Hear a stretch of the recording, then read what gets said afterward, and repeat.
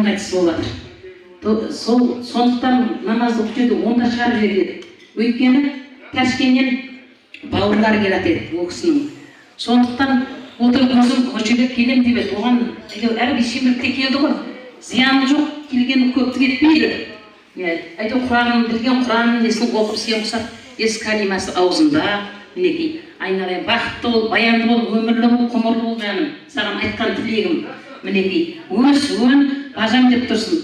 Сонша бәрі насихат айтып атсын, насихатың алдынан өзің қабыл бола берсін. Отың басына сенің де бақыт, дәулет тілеймін. Бәрекелді, мен айтқаныңыз келсін, періште құлағына шалынсын, өте керемет. Мына меркеден келіп жатқан құдағи бар.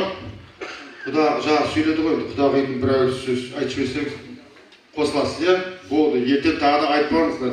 Молдеке микрофон бермейді деп. Енді мына жерде мен өткен жақсы көретін қайдағаларым бар, соның бірау сөз айтып кетсе, содан кейін ұжымдастарына береміз.